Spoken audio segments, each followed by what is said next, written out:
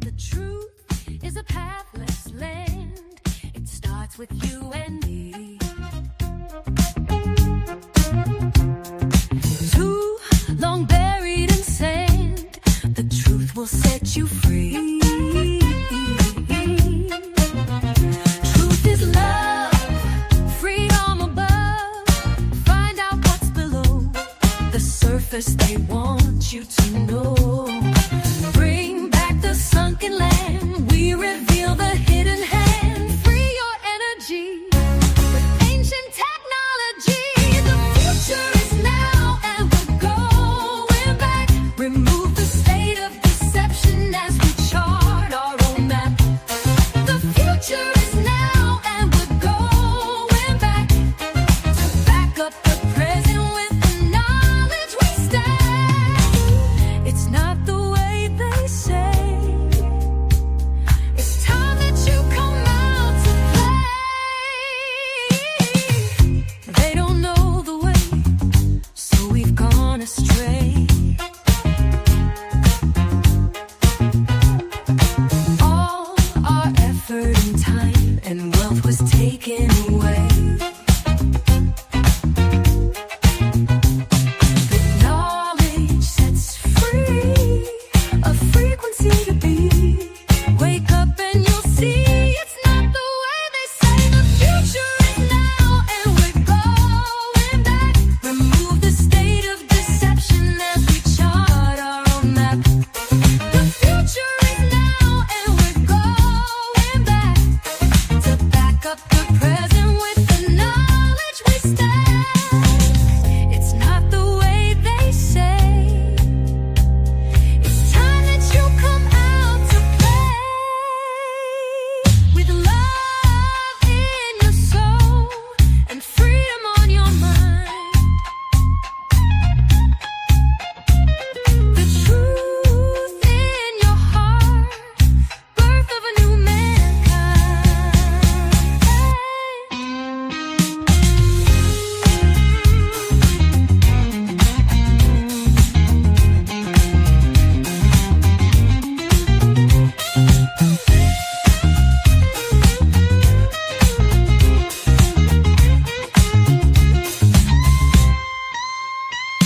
The future is now and we're going back. Remove the state of deception as we chart our own map. The future is now and we're going back to back up the present with the knowledge we stack.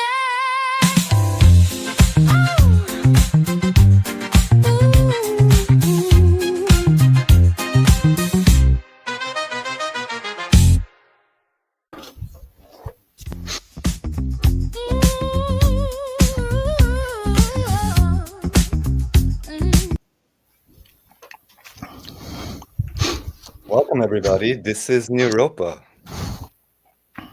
How you doing? It's good to see you all. Good to see you, Andreas. I'm really excited that Keith is here. We've been planning on doing this for a minute. Raphael's talked a good game about how cool Keith is, and we had a pretty interesting little moment in the back there talking about sovereign citizenship and a few other things. I know you have a pretty interesting presentation, essentially, that we're going to talk about some of the stuff that you've been, researching. So maybe you want to introduce a little bit about your background. Yep, absolutely. So in 2004, I left the Academy for Five-Element Acupuncture in Florida to pursue a Chinese medical career, and went to the middle part of the country, the part that the coasts fly over to get to the other side in the United States, and set up shop and had a great practice for years and got to treat all kinds of people, all kinds of dysfunctional patterns, we'll call it, to keep it clean here.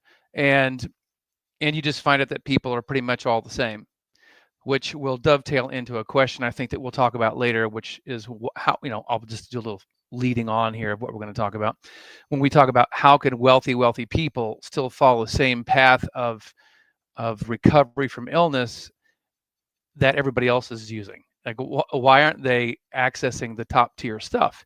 And we'll talk about why I think that is and why they end up in the same absolute state of disrepair that the rest of the population does. And so I got a chance to do that because I lived in Nashville. And so in Nashville, Tennessee, that is Music City. And outside of LA and outside of New York, that is a music hub and entertainment hub in the country. It's the one in the middle. And I got the treat. I'm not into name dropping, plus it wouldn't be right if I told you who I treated. So I had some people of some note, and you realize very, very quickly that humans are humans. And once you get them on a table and you you put needles in them and start getting them chi drunk, I call it, they start acting like they've had sodium pentothal, if that's what you use for that type of truth. They'll start talking about all kinds of stuff. And so I've had years of that understanding of people and why none of us should really place other people on any kind of pedestal over you. Maybe in their area of expertise, you might go, look, this person's got it all over me in their mastery over this area. But overall, as humanity goes, don't do that. It's an equal playing field because we have the same challenges and often the same set of solutions, no matter our monetary advantage, which again, we'll get into later. So I decided a few years ago, after a number of life events, including a divorce, which was financially devastating and also damaging to my entire career. Probably your physical, mental body. I don't know. Andreas, look, man, it was, I mean, I got to say probably the most, except for, I'll put COVID.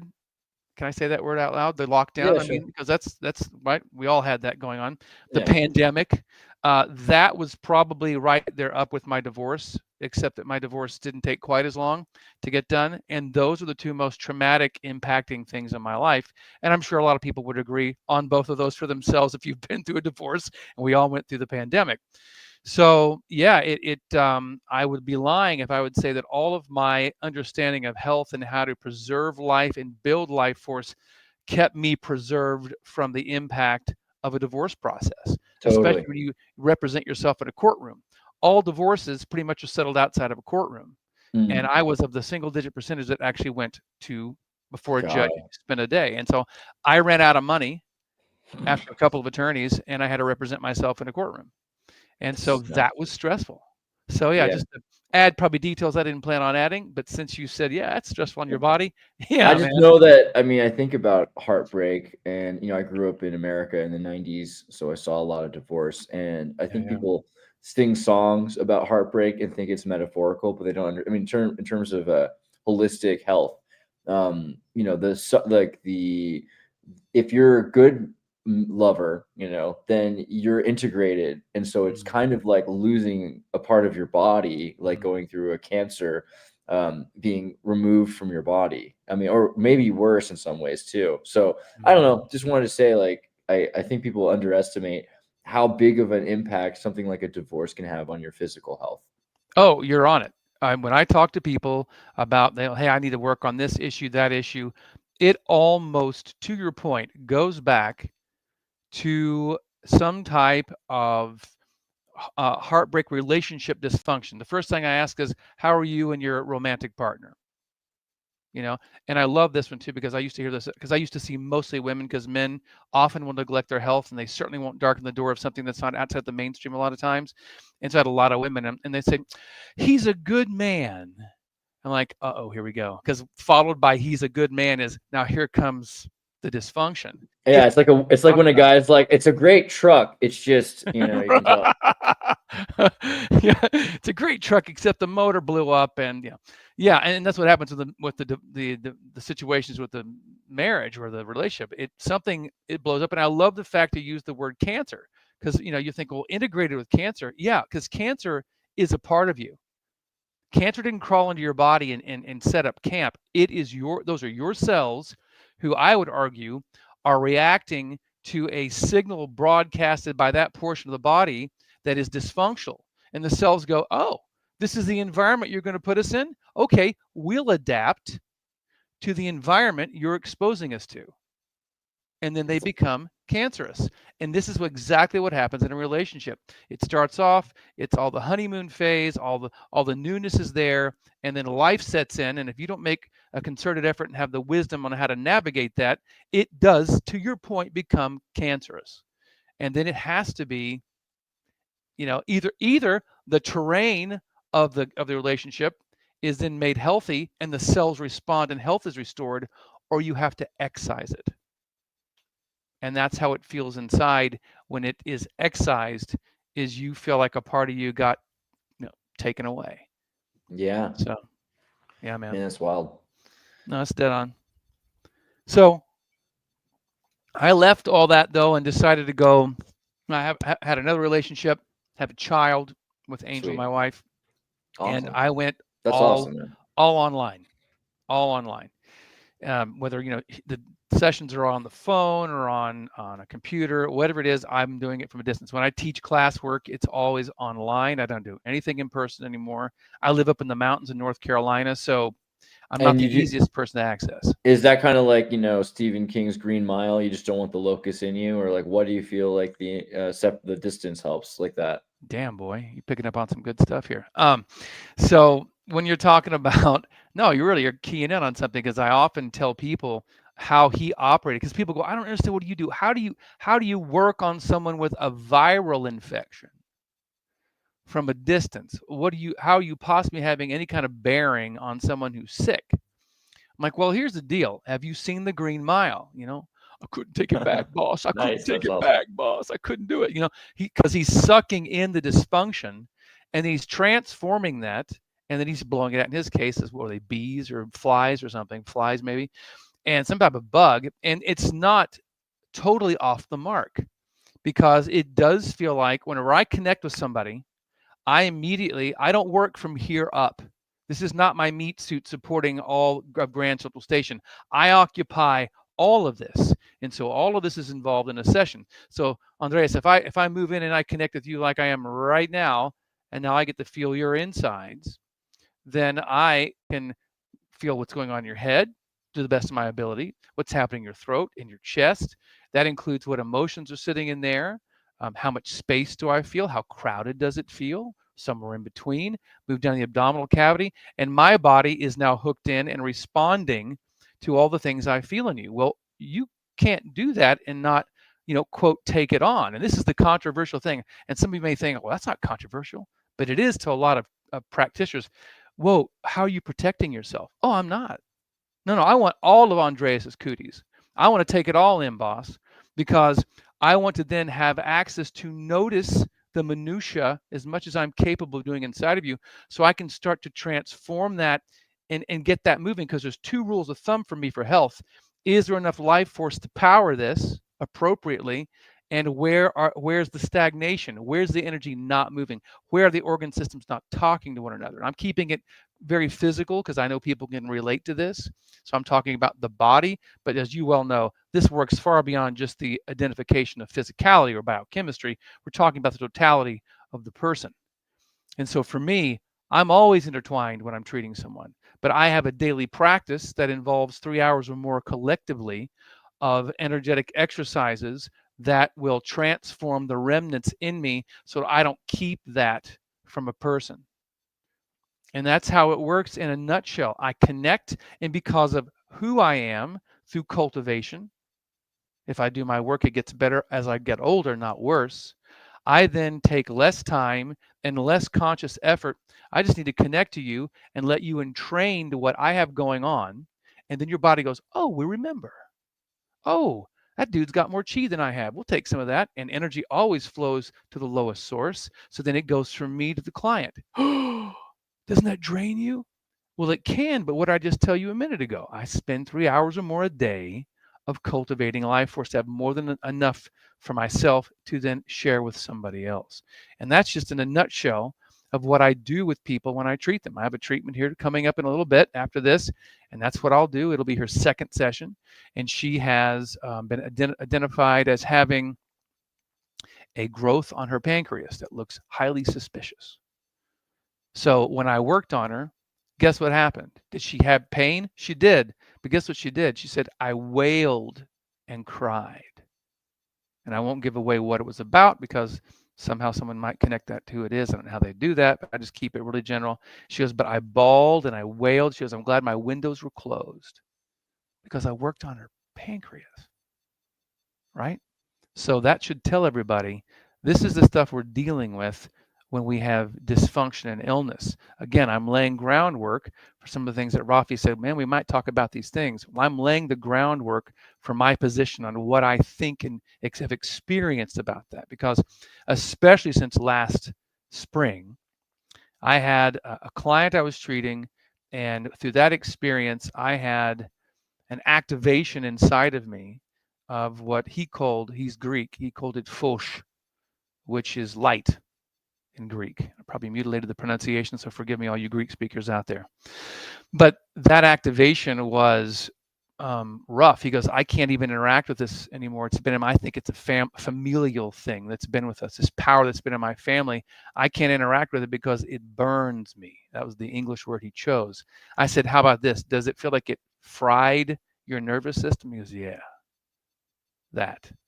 And so because of my preparation 20 years prior, I was able, it activated inside of me. And I'm like, well, dude, whatever you're talking about is happening in my body right now. And it felt like it was activating from top down. And after that, it has been a constant integration and growth of that activation since last spring. People, is that like Reiki?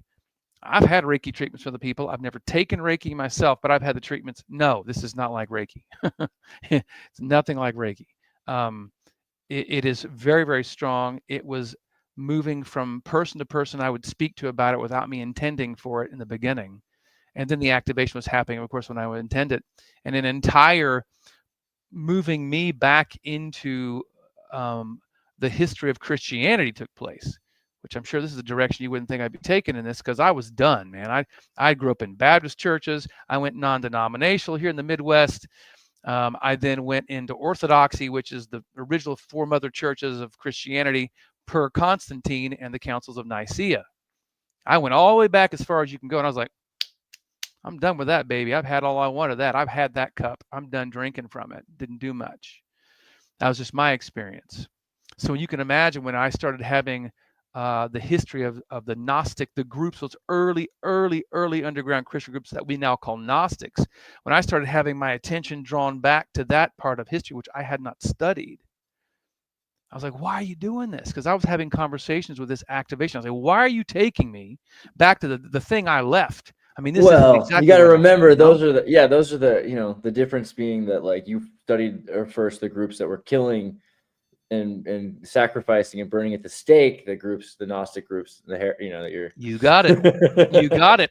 They were kind of at odds, They were definitely at odds. That's all we knew of the Gnostic groups before 1945 and the Nag Hammadi discoveries. All we knew are what those who protested the Gnostic groups had written about them. That's how we knew the Valentinians existed, or the Sethians, because they had been written about by those who hated them and saw them as a threat.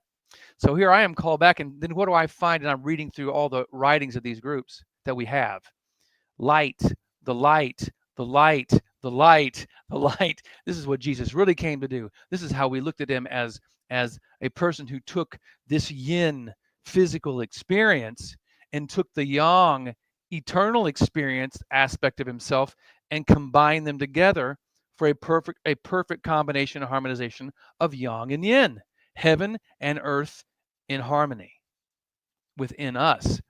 And so that, if you guys see my stuff and you see Phoenix Force or Phoenix Force Gnostic Journey, Gnostic meaning gnosis, meaning knowledge from experience, that has been the chapter in my life that has been started since I was on this show last with Rafi.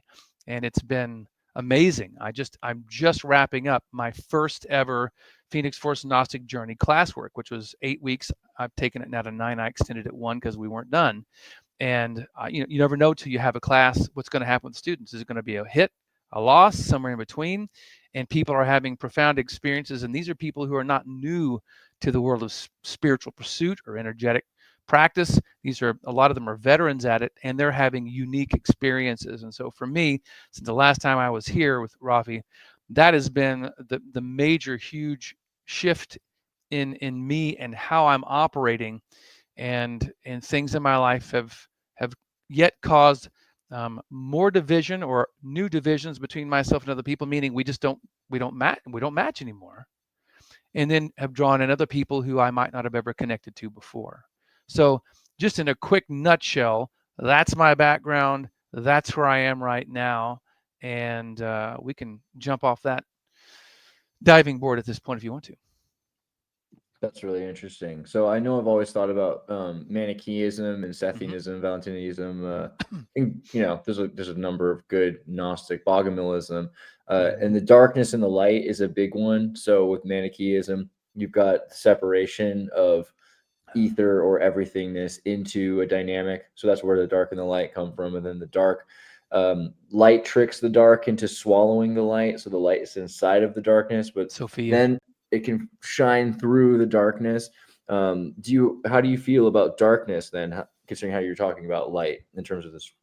Well, yeah, and it's a great question. The overarching view I have is this is what probably went down. So you have the pleroma, right? The pleroma is the perfection, the perfect light, right? And all the aeons that sit within that, which are just emanations of the one. It's just this broadcasting of this perfect light of all light. And so the light goes, what do we not know? We don't know what separation feels like. All we know is oneness. Ooh, that's a cool project. What if we had an experiment with emanation and then a temporary amnesia? Yeah. We'll cut ourselves off and forget who we are. And then we can have the experience of finding our way back to that unity again. That would be cool. Yeah. Let's do it, baby. It's a great idea. And so then you have the story of Sophia, one of the aeons, and she births without her counterpart, the Christos, the Christ aspect. And so it's femininity, if you will. It's yin birthing without the yang. I don't have the sperm. All I have is the egg, but we'll do something with it. And then she births the Kanoma, this entire matrix. But within that, she births Yaldabaoth. She births the twisted one, or the ignorant one. And then everything else that emanates from that point is us. And no matter what interdimensional thing you might experience or describe under this umbrella, you have it just simply as an emanation within the matrix of this project. It's just a project. God, Keith, that sounds really cold, man. Are you suggesting that the one looks at all the suffering and all the pain that we go through and goes, you're just part of the experiment, lab rats? I don't think it's that kind of cold disconnect, but we don't want to also do anthropomorphic, somersaults here to try to make this overarching one be exactly like we are or operate like we are. We are an emanation of that, but we have differences. And so what do I think about darkness and light, the whole idea of these two together? Within the Kanoma, the matrix, yes, it exists as part of the experiment. And yes, does Sophia trick her offspring at one point? Because Yaldabaoth goes, I'm looking through this thin veil here, but it's opaque enough, but yet I can't quite tell what's going up, and then the pleroma. But I think I could duplicate some of the stuff I'm seeing vaguely. So creates a humanoid figure, the second anthropos, right? Not the first anthropos, the perfection humanity in the heavens, but this Kanoma version, and makes us and goes, my creation doesn't have life, it's dead. And Mama goes, hey, baby, I got a suggestion for you. Why don't you just take this breath and blow that into your creation and watch what happens? All right. And sure enough, that anthropos starts to have life. But what does Yaldabaoth do? And all the archons that are his emanations looks at that life and goes, there's something going on inside of that creation that's brighter than we are. In fact, our light is a dim, false light in comparison to that spark in that anthropos. Screw this. And so we get shoved down to what they call the lower abyss, this place, into this form. And so this is our own personal living sentencing to prison for that in this model. And so what's our job here? Our job, the big overarching journey, is to recognize that divine spark that you are and start to overcome your amnesia, part of the plan, but overcome the amnesia in order then to use that as a beacon to spiritually find your way back to the pleroma and start to have a life that is truly full. Remember Neo in the first Matrix? If you guys have not, I don't mean just you two, but whoever watches this, if you haven't seen what, and I'm going to say this and y'all can crucify me later, I don't care. The Wachowski brothers, what the brothers created in the Matrix was all this. Neo was asleep. He had amnesia. He had forgotten by design who he was. And the whole entire movie is about him awakening to the truth of his true divinity, his spark. This is not a new story. And then he woke up from Plato's cave. And he realized and experienced and expressed the fullness of who he was. And that's why that story is beautiful. That's why no matter who watches that story, you may hate sci-fi, you may hate fantasy, but there's something that it tweaks inside of you when you watch that movie. You're like, yeah, there's some deep, profound truth here. I can't even quite put my finger on it, but there's something about that that speaks to me, and I could watch that again and again and again because it enlivens something in me I want to wake up. And that's Gnosticism in a nutshell. And that's to me what awakened in me, not just in theory, because people they have ideas. You look online, man, you see people write stuff and with all this absolute assuredness of this is this and this is what's happening here and we're moving into the 5D and this is what's going to happen here. Just like, they're part of it. They're in it. They're writing the script. I think a lot of times, though, that's what they're doing. They're just regurgitating a script. They watched a few good videos. They read a few good posts like, that sounds good. I think I'll espouse that as truth. When all it is just stories that sound good. But that's a good start. But it's only, in my opinion, through gnosis that you can have anything that you can truly stand on and then not be pushed from your position with another idea. You guys having connection stuff? I'm good. Yeah. I was checking on Raph. Raph said he had a thing. Are you good, Raph? Yeah, no, I think we're good. So of course I'll gladly let you go on the history and the I'm whole good. spiritual side. No, overall history is a long thing to talk about. But thanks, Andreas, for putting me on blast. How I love it. See, here we go back. All right.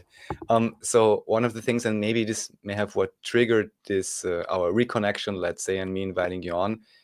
You sometimes are posting different ideas on Facebook, and I don't even know which one I saw exactly. But one thing that related and was like, I'd like to ask you this question. Why does it seem that even, at least in the public media, people that appear to have all of the wealth and the power compared to a normal, I like to say, peasant these days, as you and I may be, and still they seem to have all these issues. And then always what I love seeing the most is, fundraiser for my super expensive, questionable this and that treatment, usually related to tumors and so on.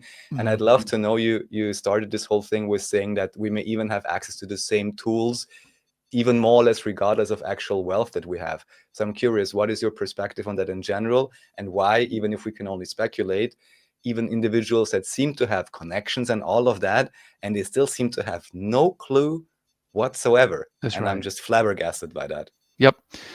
From my experience with some of those people, they have the same indoctrination, the same Harvard-educated physicians, the same research facilities.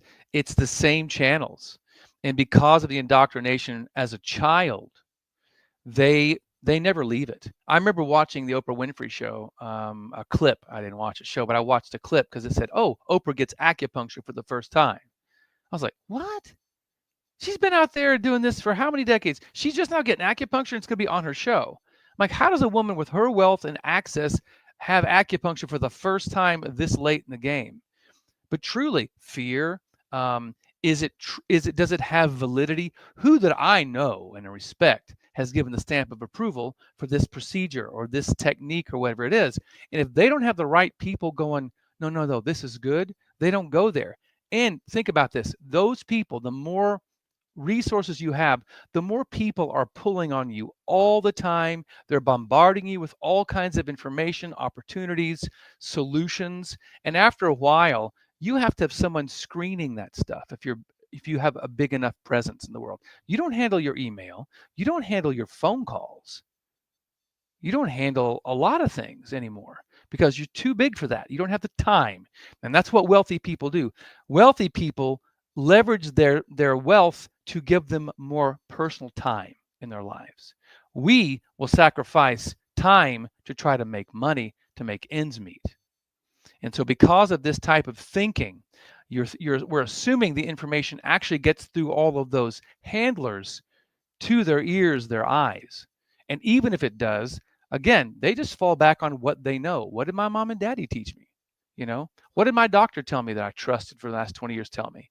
I simply think it's those reasons why most of them still are caught with the same type of archaic and sometimes torturous. Not to say archontic, no? Archontic, yes, archontic solutions for their health issues. And when we're talking about the psychological, the emotional, the mental influence on our health, you think these people have it any easier because they have resources? It's a different type of set of stressors. Their relationships are still shit. They still haven't worked on themselves internally. And they start to believe their press, which then they're taking on an absolute fabrication of who they are as their actual being. So they don't even know who they are anymore. No clue. And they're not about to do the internal work because now that face that everyone knows and is drawn to is their new identity. I just think it's funny if you've ever seen Oprah in the 90s, because I used to watch at least Fresh Prince of Bel-Air. And I remember being, she's on that episode one time. And also I was in Croatia in like 2000 or 1999. And I remember them watching Oprah. And, she didn't seem super, she's a self-realizer, but didn't seem super healthy. And you have a lot of people wondering about the reliability of things. Like, well, I don't know about yoga, or I don't know about, maybe I should, but like, you remember, like we all ate Hot Pockets in the 90s, you know what I mean? Like frozen food. It's like, so it's funny. They're like, yeah, we don't know how reliable ancient medicine is, but this brand new pill that just came out that people are eating, Ozempic, with all of these side effects. I don't know if I should say it or not. Thank you, Rafi, for saying it. Doesn't it. even, I was just going to say anything, any generality, because anytime on TV they had a pill and it was just like a picture of like a sad fat man on the beach, like with a slight smile as the waves are coming in on the foam. It's like side effects include, artificial insemination by extraterrestrials, like the craziest side effects that they had. That was good. Yeah, no, it's true. The reliability of it, and yet what they'll swallow. And it's not, Hot Pockets and Pop-Tarts. Yeah, but I'm just saying it's probably way more dangerous it's for way you than acupuncture. It is, unless you got an idiot who, punctures your lung, which that means they're an idiot if they do that. Yeah, it's not dangerous. And I always told people that come in and see me, they go, look, does this work? I'm like, no. No, I spent $75,000 on an education, and I've been fooling people now for 15 years at that point, with the just total shell game, man. You just pay me money, and I tell you stuff, and you think then it's just working. I'll say that sounds like every other doctor I've ever. I want to say there's people who spend 10x of that, and probably they've been playing around with results for a long time. So maybe that's what they're used to. So that's why they're assuming the same thing. They are assuming it, and I'm like, look, the worst case scenario is you won't get results. That's true, but I'm not going to hurt you. Now herbology, Chinese herbology, you could hurt somebody if you don't know what you're doing, because that's the basis of understanding herbs and what direction does the herb move? Does it produce a hot or cold, dry or wet? There's all kinds of things that you got to be careful with working with clients. You can harm them with herbology. I want that T-shirt. Guns don't kill people. Chinese herbology kills yes, people. But you do have to be careful with drugs and herbs. Of course, plants are very powerful. They're that very, kind very of powerful. lends to what you're saying. Yeah. I think that's it though. This is why people. Like I said, I treated a number of people in Nashville who had plenty of resources. And they were still going to the same specialists, the same hospitals, for the same diagnoses, the same treatments. It didn't matter. And they might go to Mexico. Like I recently I have friends of mine who know my work. They've known my work for years. I work on their family from a distance now that we don't live in the same town anymore.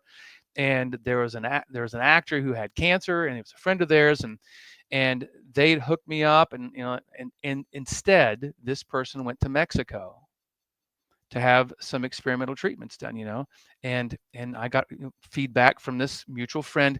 Well, this person definitely feels better now, and they really think they've made some headway. I said, no, it's a reprieve. It's a slight reprieve. I can feel it. Life force is still low. You're not going to recover from anything without life force. You can't. That's one of the major reasons why you have the problem to begin with. There's not enough to run everything properly. And I can feel the organ systems that were in danger are still in danger. So they bought them some time. And so the problem is, even with these, stem cell research clinics and all these places, we're still working off of the premise of biochemistry or the DNA. That's the panacea. Panacea is the DNA. And we've totally ignored the bioenergetic side of who we are, which is just as valid, and I would argue is the precursor to the physical manifestation of the biochemistry. And so you start talking what I just said to people with any money, no money, they go, huh? I don't even understand what you just said. That sounds like nonsense. And then they walk out. And I'll be very, you can say I'm full of hubris, but you just left your possibility for getting better. Because if you don't combine the biochemical approach, whether it's alternative or mainstream, with the bioenergetic approach, you're only buying yourself time, and that very underlying dysfunction is going to take you out eventually, sooner than later. You're just buying time. But that message right there, gentlemen, has been my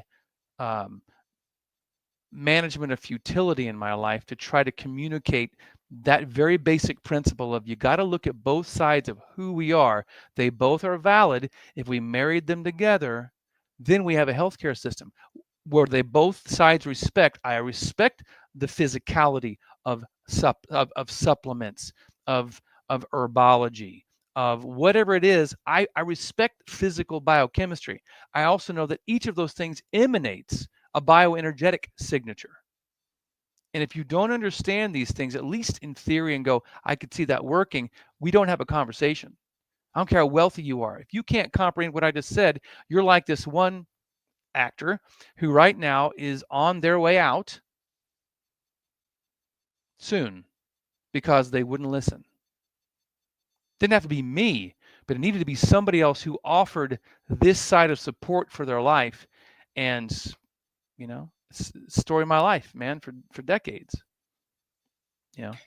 So the one side of this, of course, as you say, is the biochemistry, have the bioenergy. There may even be some overlap between, of course, what energy you put in, both, physically in terms of your practice and all of that. Then, of course, ultimately, the idea of cultivation. I think that's originally like I want to say a Chinese term. I just know there's video games about this as well, cultivation, cultivating your life force.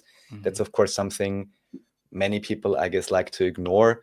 The one thing what you're talking about reminds me of, are you familiar with the idea of so-called German, they call it German New Medicine? Absolutely. This was, I think, also, I want to say, I'm not sure if it was co-developed by Lanka as well, but Lanka is deep into this, and I just know that he has like a Telegram group, Dr. Lanka, and he's often writing, for example, even though I'd be a big proponent of nutrition and so on, and supplements and all these things, there's a lot you can do. But he, for example, says, yeah, that's all fine and good, but still, you always need to go, just like you started with in your explanations, to the psychological, I say psychological now, or soul condition. And if you don't actually cultivate that or learn about that and change that, then you can probably do lots of other things and they will be not, or just have very reduced efficiency. That's exactly right. I agree with certain principles of German New Medicine that I remember. Other pieces I think fell short. Again, if you're coming up with theory, and even as a practitioner, and you are noticing patterns and you're basing your new theories on the patterns you're recognizing, that's the nature of the beast. A step further is to actually be able to feel into your clients and feel what's happening in them. And then it's not just the gray matter, noticing patterns, okay? It's about, I actually am involved with my clients. That takes a lot more effort and a lot more presence, and you can be a lot more tired at the end of the day until you condition yourself. But those are the pieces I feel are missing from German New Medicine from the beginning, or those who carry the torch now, is that aspect. But I have to admit, of course, also, it's unrealistic for people to spend the time, if they even recognize it's a possibility, to develop what I'm talking about. I was not born this way. Everything I do, I have cultivated. I've learned or remembered how to do something I probably shut down when I was a small child. I think that's actually what most of us do. We're born with it all online, or most of it. And through life circumstances, even conditioning of, no, that's not real, don't talk about that, That's not possible. And then we cut it off. It's usually through our peer feedback group, our parents, or then later on our peer group that say, no, you're full of shit. And then you just cut it off. And then you have to reactivate that later in your life, hopefully, so that you can then be more fully expressed as a true functioning human being. And so, go ahead. Sorry, Raf. No, I just want to say one sentence, which is like, in the olden days, isn't that what they would have called bedside manner, which any good doctor should have on a basic level, right? Which got completely thrown out of the window. Now they want to have robots operate on you or whatever. Doctors don't take the time. Even recently, I had an example, a real life example of a friend of mine, and they said, oh, the women's doctor in one country said, oh, yeah, there's something maybe there, or it doesn't look so good. In a few years, probably you will need this or that operation. Then went to a different doctor who was like, oh, I'm not so sure. Then went to a private doctor who was like, yeah, first of all, before we do anything, let's have a conversation. And then, all right, okay, let's take a look. And then there wasn't even really anything there. Question number one, could it be the change of locale or, less stress and so on? That already changed a lot. Right. And the other thing, just taking the time to talk to somebody actually, to understand their environment. And then all the doctor said in the end, well, now it's a bit bad for you because now you have 3 opinions. And my friend said, well, I prefer the opinion you gave me. And that was that. No more talk of any medication, any operation, anything at all. And then the doctor just said, yeah, no, I'm kind of sorry, that you had to spend money for this now. Yeah. But you really even have to get to the point, even with a regular doctor, that actually treats you in a proper way and has this empathy and actual interest, and doesn't just look, oh, I quickly want to get the check from the insurance. I'm just going to write down whatever drugs. Or what I love the most currently is we're going to start with 10 tests, 3 x-rays and MRT, ABC, whatever you want. And I'm like, guys, don't you realize that it's very possible? I mean, being radiated, for example, in various ways, of course, is totally not going to have any effect on you. And it's going to be great if you do that every month, I mean, we've gotten to that point, which is amazing to me. Whereas on the other hand, what would be much more effective, most likely, is have someone with the empathy or the cultivation abilities you have that can just sense certain things and get a result. Or just to briefly relate it back to one of our favorite topics of Hollow Earth and what's underground. I've recently been to a place in close to Neuburg. I talked about this on the previous shows.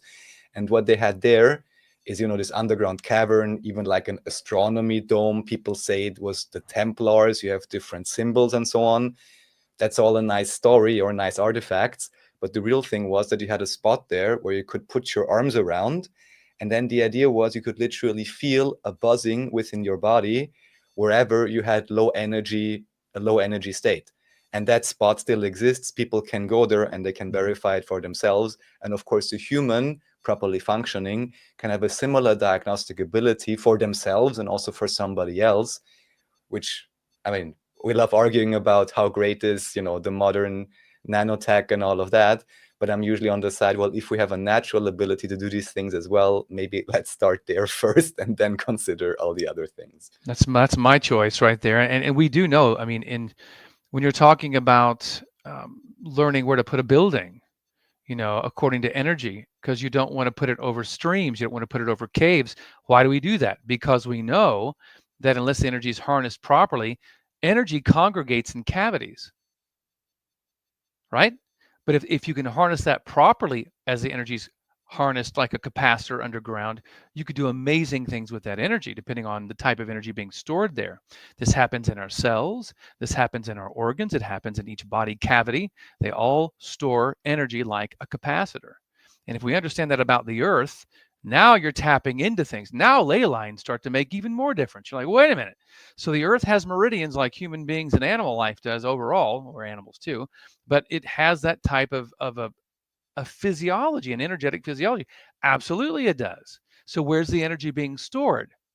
And ancient peoples, they had the understanding of this. They knew where to build structures to harness power or to avoid energy that would have been detrimental to people living over it. They knew this. Because why? What we're talking about, they were sensitive to energies. Look, everything else out there in nature is sensitive. They feel. Animals know when weather patterns are changing, when earthquakes are coming, all these things, they know it. We did too. We've just dumbed ourselves down for multiple reasons and have lost that ability and then told each other, well, that never existed. Right. Well, so That's that's what folklore. folklore is the thing. So I was thinking about that because, like Russian, Slavic medicine, going back to the babkis and the old traditions talk about like egregores or like collective bioenergetic fields, and even in the Soviet Union, and that was pretty Yeah. well accepted. This idea of bioenergetic fields, You got it.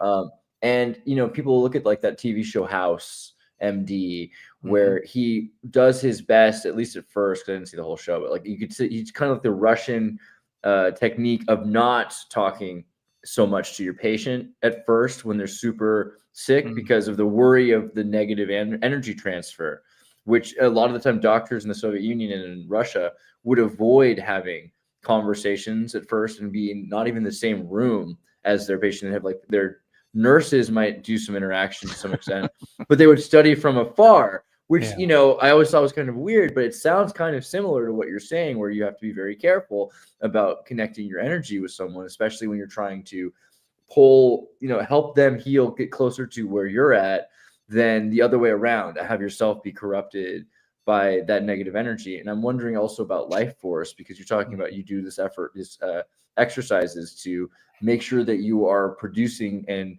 have higher life force. You see children all the time have the ability to fall, scrape their leg, and get back up, and they have so much life force production. But when we get older, some people start to have less and less.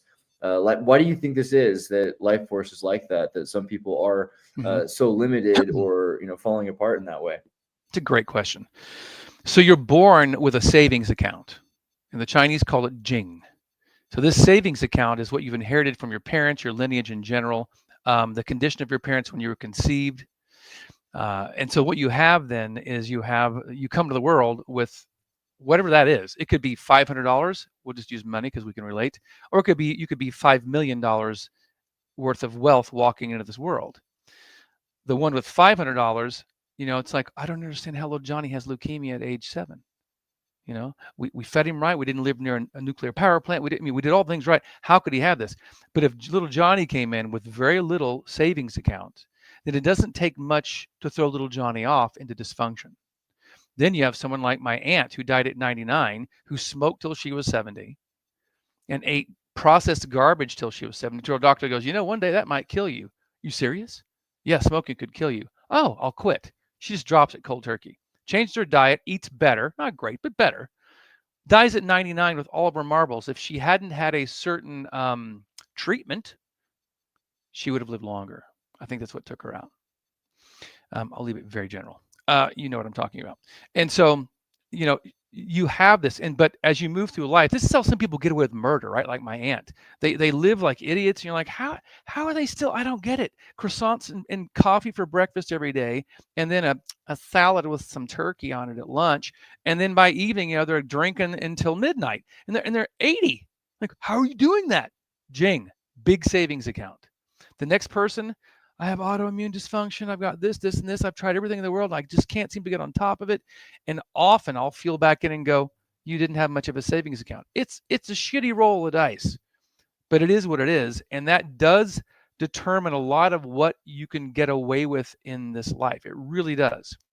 I want to address the whole doctors not being close, though, to the clients because they don't want to train. All that tells me is that they rightfully somehow knew, whether through just teaching of their mentors or their own experience, I don't have the internal environment necessary to not take on we'll use, I think it's homeopathic terminology, miasms, the patterns from the dysfunctional patterns from the client.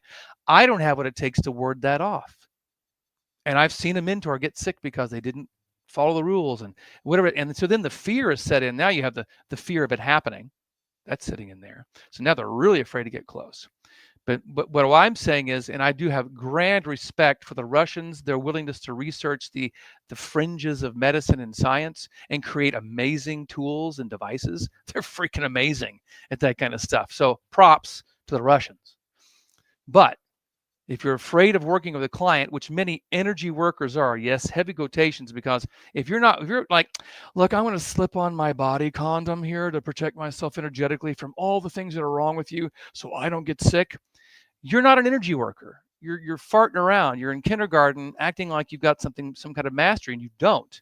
Maybe no fault of your own. Maybe you just never were taught how to do it. And that's usually the case. They mean well, but the teaching wasn't there. And you're right. I think it was Rafi talked about in China, talking about the cultivation of life force. Yes, a very Far Eastern type of a concept taught through all those different areas.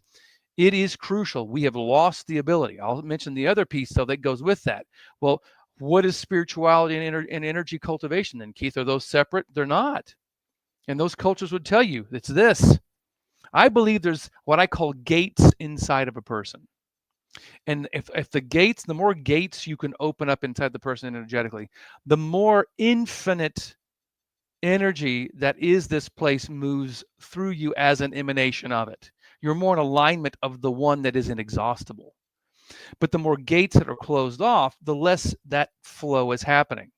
This is also, I think, why you can have a married couple. They've been together for 65 years, and he passed last month, and she died 2 months later, and there was nothing wrong with her.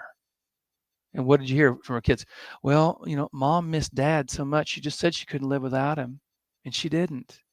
They shut the gates down on a deep level, and they exit. The silver cord is broken, and they're headed home.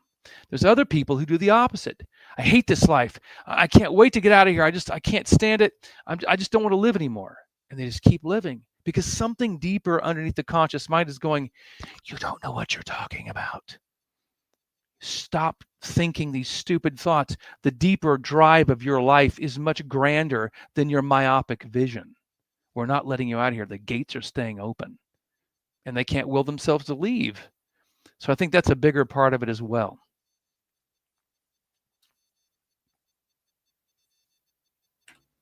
All right, so the two more things I wanted to say, and then maybe we're just gonna do this as an exercise. Everyone in chat, kindly check out the links below, always, but this time especially, because what we're gonna do, we're gonna talk for a few more minutes, and then we're gonna have some addendum where we're only gonna stream on X and Rumble and Twitch. There's all the links below. I'll let you know once again before we do that. But meanwhile, so one thing I picked up recently online, I'm not sure if it's correct, but supposedly about 60% or 2/3 of bankruptcies, personal bankruptcies, individual bankruptcies in the US are due to what? You can both take a guess. Exactly. And I'm like, oh my God, wow. But this was just an aside. And the other thing, please kindly, briefly, if you'd like to recount I think story. divorce is the other third. Sorry. Did you say divorce? Yes, it is, Andreas. Yeah. Please kindly recount the story you mentioned about the doctor, and the video that you made and whatever happened there, because oftentimes, of course, especially now that the US, I'm about to say there's a reason why there's military bases all over the place. So I count myself. I'm not a citizen technically, but it's all there's but the American spirit is strong with this one. Whatever that means, I'll take it as a positive. Good. But anyway, so especially since the new government is in now, people, which is always dangerous, to glaze the ones who are at the top. I think that's something that should never be done or should be particularly careful. But anyways, aside from the warp speed we've experienced, there has all been this information flow, alternative doctors. One thing we brought up on our interview with Dr. Shiva Ayyadurai is the wellness company, which seems like a super controlled opposition, basically selling you overpriced generica with these big figurehead doctors, but they don't really get to the core of the issue. They still have you afraid. We don't exactly know what they're funding in the back, maybe intelligence related, whatever else. You have the whole 5D, 7D, 9D chess. Anyways, the question is, what was Trump, in this case, during his first administration, potentially informed about, and what may he have acted or not acted upon? We can only speculate as to why, but it's interesting because you have a real life story of one thing that he got informed on and most likely didn't act upon, and of course, we want to know about that. Yeah, and you want me to talk about it when we switch over? Yeah, actually, we can switch over just right about now. Let's Okay. see what Now, I'm this is gonna going do. to my Facebook feed, just to let you guys know. Which All might right. be okay. I don't even know where the rules are for which platforms. I'm just saying, YouTubers, you know where to find us. Go to the X and go to the Yeah. Rumble. It's been great. Bye, YouTube.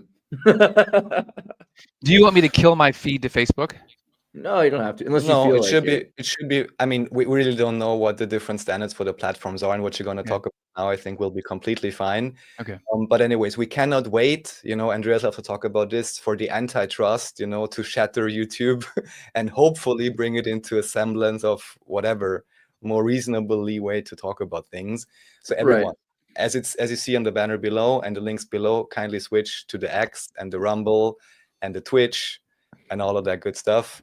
And we're going to continue right there. You can go to x.com/Andreas Xirtus, or you can go to rumble.com/Xirtus with all of these really gnarly, kind of suggestive pictures of AI generated Taylor Swift. Good to know. And yeah, we'll see you guys in a minute. All right. So everyone on YouTube, thank you for being here. Let's go a little further now. All right. See you soon. Cool. Oh my God, I can breathe again. Oh.